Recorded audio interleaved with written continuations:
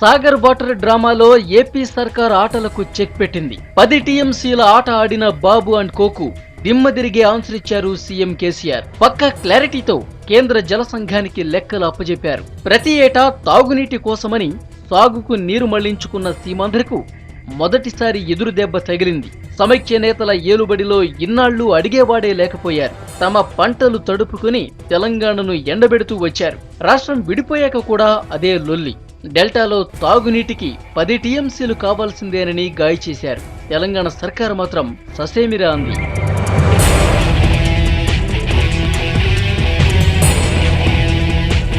వివాదం ఢిల్లీకి చేరడంతో హస్తిన నుంచి కేంద్ర జలవనరుల సంఘం chairman, Krishna water management board in charge chairman AB Pandya హైదరాబాదులో ఫ్లైట్ దిగారు. తాగునీటి అవసరాల కోసం 3.5 టీఎంసీలు వాడుకోవాలని ఆదేశించారు.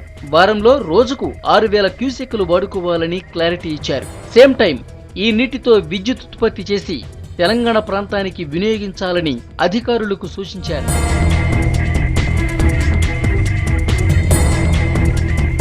తాగునీటికి కాకుండా భిన్నంగా వెళితే నీటి సమస్య తీవ్ర రూపం దాలుస్తుందని తెలంగాణ నేతలు సిడబ్ల్యూసీకి వివరించారు.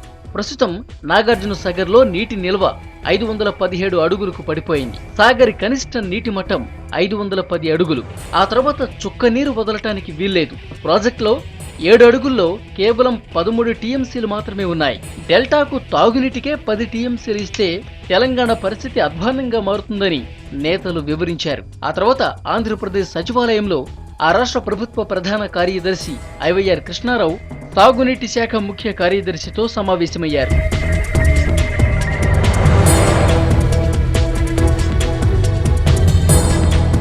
మూడు టీఎంసీలకు తెలంగాణ సర్కారు ఒప్పుకోవడంతో ఒడ్డు మీద పడ్డట్లే. సమైక్య రాష్ట్రంలో నదులకు నదులే మళ్లించుకున్న సీమాంధ్రకు రివర్స్ పంచ్. తెలంగాణను విస్మరించి కృష్ణమ్మ బిరబిరా ఆంధ్రకు పరుగులు తీయదన్న సత్యాన్ని క్లారిటీనిచ్చింది.